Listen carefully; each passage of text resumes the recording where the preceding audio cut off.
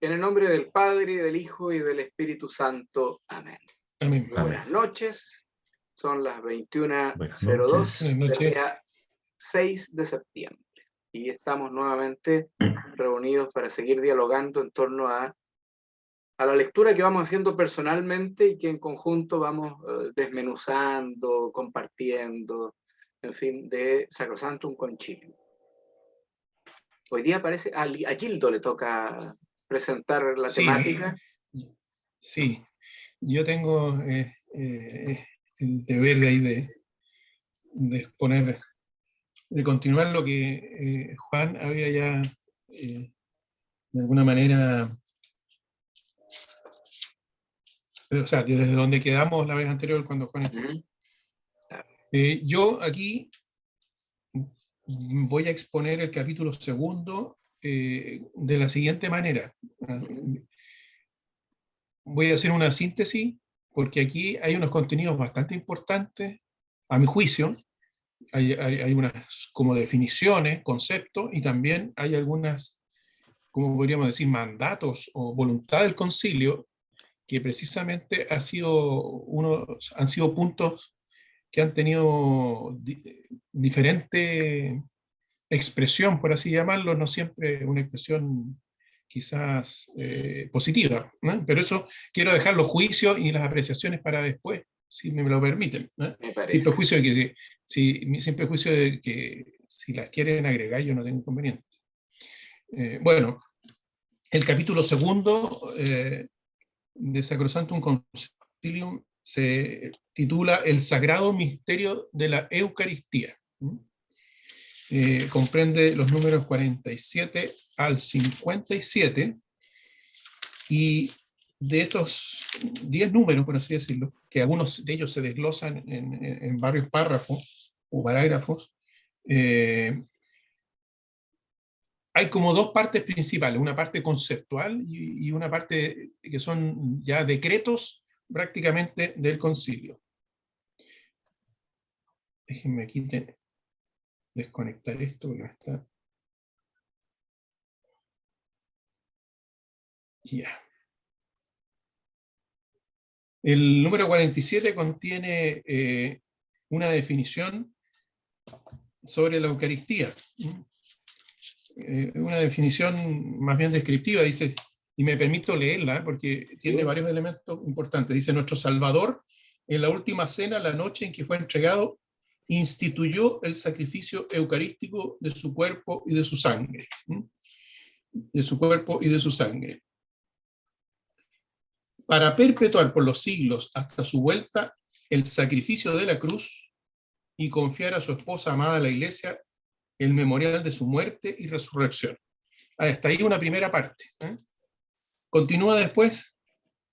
Bueno, yo creo que aquí está todo, en cierto modo, el contenido de la Eucaristía como sacrificio. Y hay una salvedad, o mejor dicho, una observación que quisiera hacer, porque la he leído en otra parte, pero que no la voy a traer a colación. Dice: nuestro Salvador en la última cena. O sea, durante la última cena. Como para distinguir, pienso yo, el sacrificio de Cristo de la última cena. Pero eso ya viene para una reflexión posterior. Continúa la definición. Sacramento de piedad, signo de unidad, vínculo de amor, banquete pascual en el que se recibe a Cristo, el alma se llena de gracia y se nos da la prenda de la gloria futura.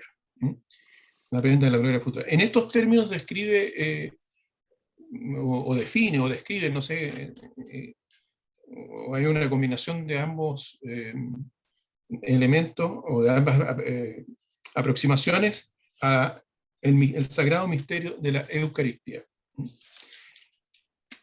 A continuación, a partir de eso, porque dice, por lo tanto, en la Iglesia dice, procura con solícito cuidado que los fieles no asistan a este misterio como espectadores mudos o extraños. Y aquí como que da ciertos consejos, o ciertas prescripciones, o ciertas aspiraciones de los padres conciliares respecto de la participación de los fieles. Está centrado como Ya estamos en el número 48, en la definición o descripción que veíamos antes en el 47, ya estamos en el 48, y aquí se está refiriendo ya a los fieles.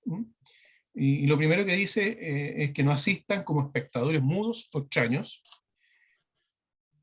sino que comprendiéndolo bien. Y aquí hay un concepto que más adelante lo quisiera retomar yo, porque algunos han visto aquí un tema que podría ser medio complicado. Comprendiéndolo bien. Mediante ritos y oraciones participen consciente, piadosa y activamente en la acción sagrada. Aquí se consagra la participación, o mejor dicho, como un deseo del concilio, la participación de los fieles. Pero no es cualquier participación, sino que mediante ritos y oraciones, y ritos y oraciones que le permitan participar consciente, piadosa y activamente en la acción sagrada. Además, dispone que sean instruidos en la palabra de Dios, y después como que se refiere a ciertos efectos que se esperan de la Eucaristía en los fieles, para que reparen sus fuerzas, dice, para que den gracias a Dios, para que aprendan a ofrecerse a sí mismos al ofrecer la hostia inmaculada, y se perfeccionen día a día por Cristo mediador en la unidad con Dios y entre sí, para que finalmente Dios sea todo en todos. Así, como que ahí apunta en la última parte del número 48 a las finalidades perseguidas. Insisto, este número 48, en mi apreciación, a partir del tenor literal, está centrado en los fieles, en lo que la Iglesia espera y procura respecto de los fieles. Bueno, en el número 49 ya viene el decreto, los decretos del concilio al respecto, en base a lo anterior, o sea, al concepto o definición o descripción de lo que es la Eucaristía, y a este número que veíamos, el número 48. Dice, para que alcance plena eficacia pastoral, para que el sacrificio de la misa alcance plena eficacia pastoral. El concilio decreta, y ahí viene, voy a hacer una síntesis y después voy a volver sobre, yo creo que va a alcanzar al menos los dos primeros números siguientes. ¿Qué decreta? Voy a hacer una síntesis. La revisión del ordinario de la misa. Y dentro de este número, de la revisión del ordinario de la misa, la simplificación de los ritos. Después, la apertura a los tesoros bíblicos. Define, en cierto modo, la misa también como la mesa de la palabra de Dios, y manda, digamos, abrir los tesoros bíblicos para enriquecer la misa. Después da unas ciertas recomendaciones para la homilía de los sacerdotes en relación con los fieles también. Dispone el restablecimiento de la oración común, de la oración de los fieles. Después hay una norma muy interesante que es sobre abrir espacio, y con esos términos lo dice, a la lengua materna o lengua vernácula. Y bajo ciertas condiciones, el concilio recoge esto bajo ciertas condiciones que ya las vamos a ver en particular.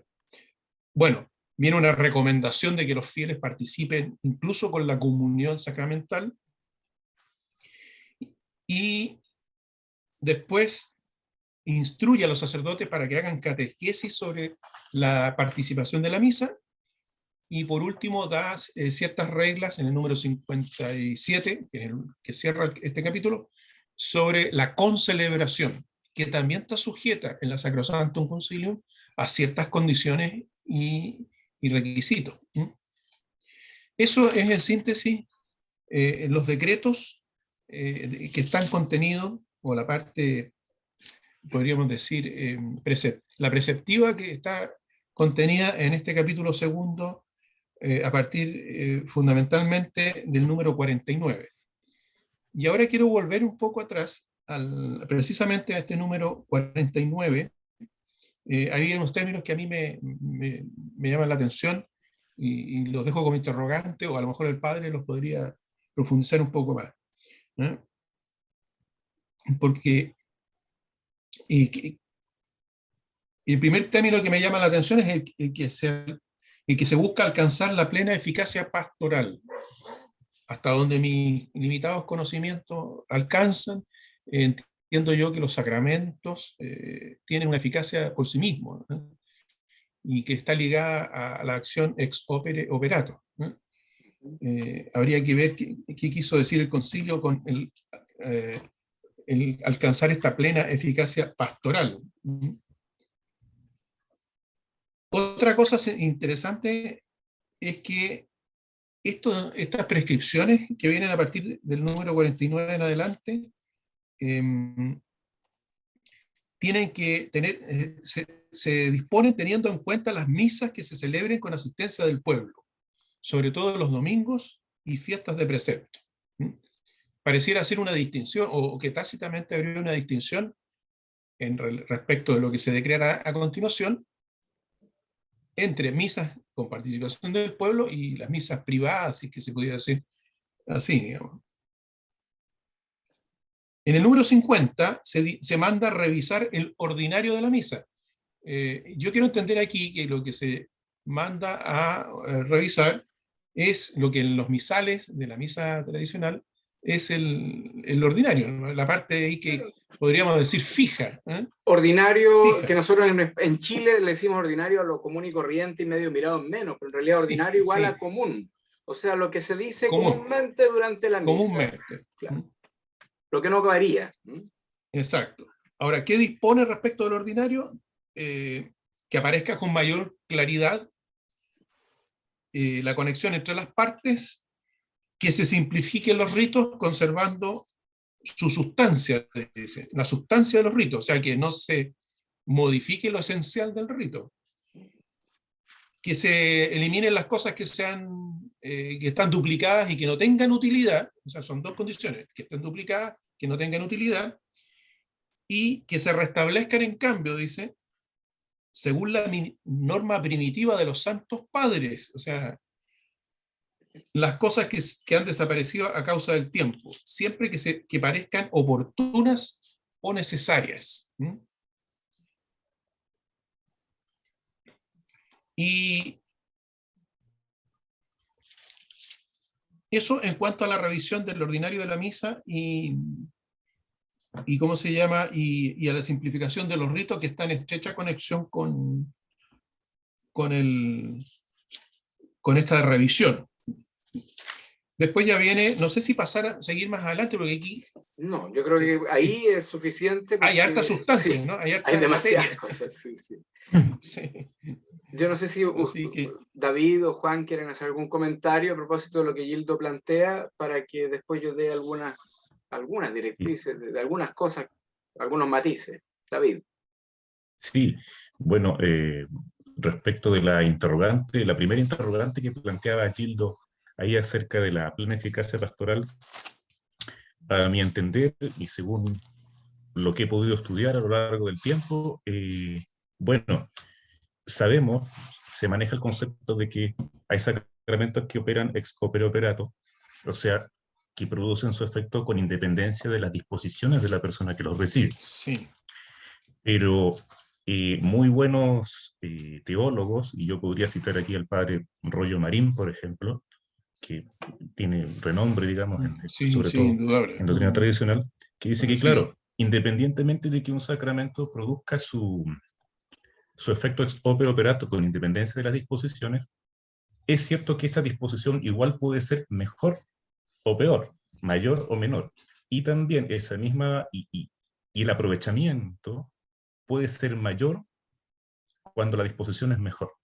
O sea, siempre produce su efecto, pero va a haber un mayor aprovechamiento en una persona que está más preparada, por así decirlo. Ya sea porque conoce bien lo que está recibiendo, porque se le ha instruido a través de la catequesis sobre qué consiste el sacramento que está recibiendo, la preparación que requiere para llegar a él, etc. Entonces, cuando aquí el concilio habla de plena eficacia pastoral, pienso yo que podría estarse refiriendo a eso. Y está en conexión con algo que yo mencioné en la primera sesión, que es que hay que aumentar y mejorar la disposición de los fieles en el santo sacrificio de la misa. Entonces, claro, la plena eficacia pastoral apunta no a que a lo mejor el sacramento no produce su efecto, sino que puede aumentar el aprovechamiento que el fiel saca de ese efecto por una mejor educación, por una mejor formación, por una mejor labor catequética o pastoral. Perfecto. Absolutamente de acuerdo. O sea, lo que pasa, acordémonos cuál es el contexto. Los protestantes, en la época antes del Concilio de Trento, plantean de que solo la fe, etcétera, entonces descalifican algunos de los sacramentos por los cambios de ubicación. En cambio, el trentino dice concretamente, si alguien, contextualmente, si alguien afirma que los sacramentos de la nueva ley, o sea, los sacramentos que Cristo estableció, no confieren la gracia por propia e íntima eficacia, o sea, ex opere operato, sino para conseguir la gracia basta la confianza en las promesas divinas, sea anatema. ¿Ya? Entonces, claro, no basta con poner confianza en las cosas de Dios, que nosotros encontramos a veces católicos que lo dicen, no, si Diosito es pura misericordia. No, señor, es cierto que es pura misericordia, pero tenemos que comprender de que, digámoslo así para que sea gráfico, que hay llaves que se abren de parte de Dios para nosotros para hacernos beber de la fuente de la salvación. Y la principal de esas llaves, bueno, el punto de partida del bautismo, y la principal de esas llaves son los 7 sacramentos y particularmente la Eucaristía. Entonces, ¿Dios da la salvación por sí mismo? Sí, pero es eficaz esa salvación por medio de los sacramentos y concretamente, entonces, de la situación en la que estamos, que Dios lo dispone. Pero, lo que decía David, conviene que nosotros estemos dispuestos. Ya no basta con que porque viene de Dios nomás, sino que obviamente si allanamos el terreno y todo lo demás, Dios va a hacer su obra de una forma mucho más apropiada. Y fíjense que el proceso, nosotros somos muy jóvenes, pues nos cuentan que los papas píos, los últimos 2 píos hicieron, Pío X, Pío XII particularmente, hicieron avances muy interesantes en la mayor participación de la gente en los sacramentos. Acuérdense, esta gran cosa de los misales bilingües, por ejemplo, que antes no existían. Y después viene entonces esto otro. Hay cosas que se le fueron agregando o aditando que podrían disminuirse o reducirse, dado que el rito latino es sobrio, etcétera, etcétera. Y lo importante aquí, sobremanera, es que la gente esté consciente de qué es lo que está lo que produce, el efecto, entonces el sacramento y la cosa del sacramento es importante que la gente la tenga clara. Es, digamos, con palabras bien toscas, pero es. Juan, ¿qué puedes decir tú? ¿Qué cosas pillas tú? Más que hacer algún aporte a lo que ya había dicho Gildo y David, dos pequeñas acotaciones. Uno, la importancia de la formación, o sea, de lo que he visto acá, ¿no es cierto? Este documento pormenoriza bastantes, digamos, aspectos de la liturgia, lo cual me indica a mí, ¿no es cierto?, la importancia respecto de los laicos y en general de los fieles, ya sea religiosos o laicos, no sé si estoy ocupando bien el término ahí, fiel, digamos, pero de formarse y formarse lo mejor posible para tener conocimiento efectivamente tanto de los sacramentos como en general de la fe católica, digamos. Eso por un lado. Y lo que planteaba David en cuanto, ¿no es cierto?, que si bien, ¿no es cierto?, los sacramentos y la salvación viene de Dios, requiere de una voluntariedad, requiere del acto voluntario de la persona que quiere salvarse.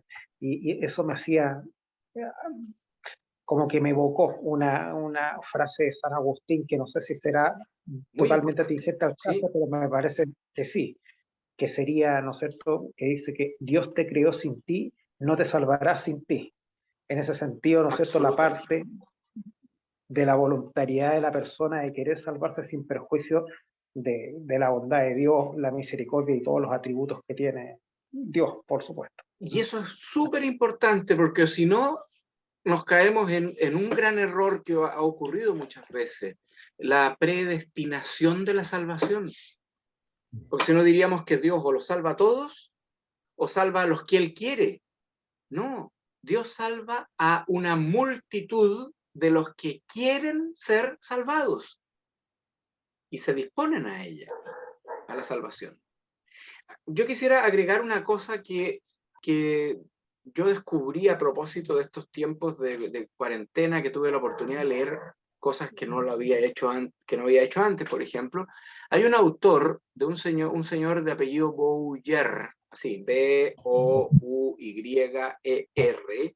y él era anglicano y se pasó a la comunión católica, y tiene varios textos muy interesantes. Él es anterior al Vaticano II y estuvo durante el Vaticano II, y le pasó algo parecido que al cardenal Ratzinger, que participó en algunas cosas y después dijo, a ver, momento, aquí parece que la cosa, y se puso en un pie distinto. Miren, él es el que ocupa el término misterio pascual, y por primera vez en el magisterio de la Iglesia, o sea, en las enseñanzas de la Iglesia, porque es un término que no se usa ni en el Antiguo Testamento, ni en el Nuevo Testamento, ni en los documentos magisteriales antes, pero Bouyer ya lo había escrito antes, aparece aquí en este documento como título, como subtítulo en el capítulo 2, cuando dice Misterio Pascual. Entonces, fíjense, nosotros cuando hablamos de querigma, sí estamos hablando de términos propiamente bíblicos, cuando el pueblo, el cristiano, ¿qué hace? Anuncia la salvación en Jesucristo. Él que ha muerto en la cruz ha resucitado para nuestra salvación. Eso es el querigma. Y el misterio pascual, este vínculo, llamado así misterio pascual, de que el Señor en la última cena, en la noche que iba a ser traicionado, instituyó el sacrificio eucarístico para perpetuar en los siglos la vuelta del sacrificio de la cruz. Fíjense que ahí el triduo pascual tiene un valor gigantesco, no solo en el año litúrgico, sino que en la vida y en la esencia de lo que es la Iglesia. La última cena, el Viernes Santo, el sepulcro y la resurrección. Y fíjense que en versión moderna, cuando el sacerdote dice este es el sacramento de nuestra fe o este es el misterio de nuestra fe, hay tres fórmulas que decimos. La primera, la más común, es anunciamos tu muerte, proclamamos tu resurrección, ven Señor Jesús. O sea, estamos haciendo una expresión del misterio pascual de Cristo. Interesante. Ahora, esto de las oraciones de los fieles u oración universal, bien decía Gildo, muchas veces cuando hay misas, por ejemplo, conventuales, o misas que se le llama privada porque hay 2 o 3 personas, o en la semana en una comunidad muy pequeña, parroquial, a veces se omite. Es recomendable hacerla, y aquí lo dice específicamente, es recomendable que se haga al menos en las fiestas y los domingos. Pum. ¿Ya? Otro elemento, el tema de la homilía. Recordemos que hay un proceso. Originalmente la homilía no estaba dentro de la misa. Después la homilía pasa a ser parte de la misa, pero como un paréntesis. El sacerdote se quita parte de los ornamentos celebrando la misa. A veces otro sacerdote predica, que viene de afuera incluso, y comienza en el nombre del Padre, el Hijo y el Espíritu Santo, termina en el nombre del Padre, el Hijo y el Espíritu Santo. O sea, está mostrando que hay un paréntesis de algo que se está haciendo y luego continúa la misa. Se cuenta que antiguamente había algún sacerdote que predicaba y el sacerdote que estaba celebrando la misa seguía en la misa, ¿ya? Entonces, para que vean ustedes cómo hay, no es lo que mostrábamos la semana pasada, esto no es un proceso rígido, así lo hicieron los apóstoles, así lo hacemos hoy día, sino que hay todo un proceso y hay una plasticidad en el pasador de los tiempos, obviamente guardando el depósito primario de la fe, claramente. Eso es lo que yo podría decir. No sé si alguno de ustedes quiere decir alguna otra cosita.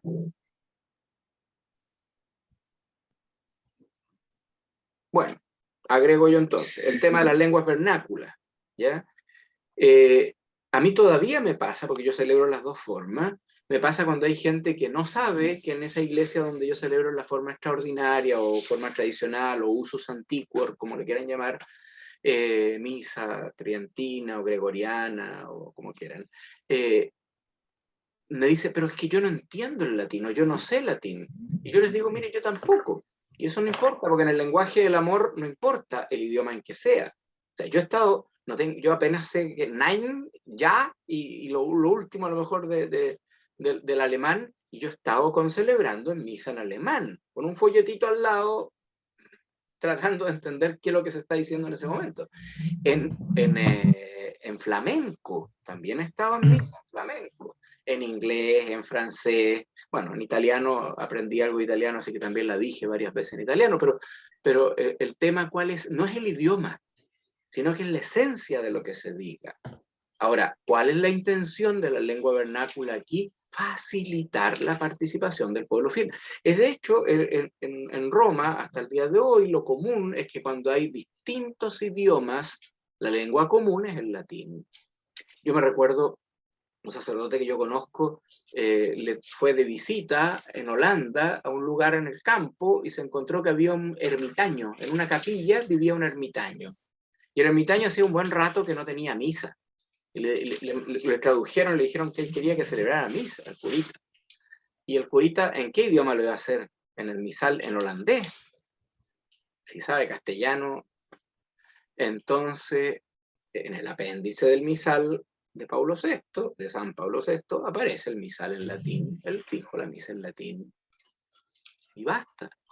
Yo me acuerdo haber estado en Bélgica y el sacerdote que me vio celebrando con un folletito en castellano me dice, Evangelio, me dijo. Si yo tenía el Evangelio en el folleto, sí. Evangelio, me dijo que yo proclamara el Evangelio en castellano. Ahí ni el sacerdote que estaba celebrando lo estaba escuchando. La palabra de Dios entra igual a cada una de las personas. Ahora, obviamente eso, ex opere operato y ex opere operanti, es bueno que esté a la disposición de la persona también. Entonces, por eso es bueno que se llega una traducción. Y ahí vemos estas misas que se hacen del Papa, en Semana Santa, en Navidad, leen la lectura en un idioma que es el más dicho por los que están presentes y en otro idioma por los otros, y tienen folletos con las traducciones en los otros idiomas, y cuando se transmite están traduciéndola a los distintos idiomas también. Yo creo que ahí hay un tema interesante a plantear. Lo de la concelebración, yo solamente con eso termino mi parte, yo creo que estamos casi en los límites. El misal romano, cuando especifica la concelebración, plantea exactamente lo mismo que está aquí en este momento. O sea, las veces en que se puede concelebrar o que conviene concelebrar. Eso no excluye otras veces que uno pueda concelebrar, pero lo propio es eso. Hasta ahí estaría por mi parte. ¿Alguna otra cosita antes de retirarnos? Sí, David. Solo para terminar, respecto de lo que se menciona en lengua vernácula y en latín, también es bueno destacar que aquí también el documento conciliar hace el contrapunto, porque dice, si bien hay que dar lugar debido a la lengua vernácula, también dice textualmente en la línea siguiente, procúrese sin embargo que los fieles sean capaces también de recitar o cantar juntos en latín las partes del ordinario que le corresponden. Es importante porque también hay una formación del fiel en la lengua madre de la Iglesia y la lengua universal. Y al menos de lo que se desprende, de lo que se va leyendo aquí en el documento, o sea, que sea lengua vernácula no es la regla general, parece ser, sino que sea siempre, y que parece ser que siempre se mantenga el latín, pero que se abra un espacio a la lengua vernácula en la medida que sea necesario y facilite el acceso al misterio. Pero no esta idea de perder el latín completamente, como usted lo decía en el inicio. Más todavía en el mundo global donde estamos, que es mucho más fácil viajar o comunicarnos por estos medios, y la pérdida de la capacidad de orar con otros, de estar sintonizados en una cosa, no es menor, no es menor. Bien, sí. Yo creo que sí, perdón. Sí, no, iba a hacer un alcance a lo último. Efectivamente, en ese mismo sentido, el texto del número 54 pareciera también hacer una diferencia para abrir a las lenguas vernáculas. En las misas celebradas con asistencia de pueblo puede concederse, dice, un lugar apropiado a la lengua materna. Pareciera hacer una misma distinción respecto más general que hizo antes. Claro. Eso. Sí, muy bien.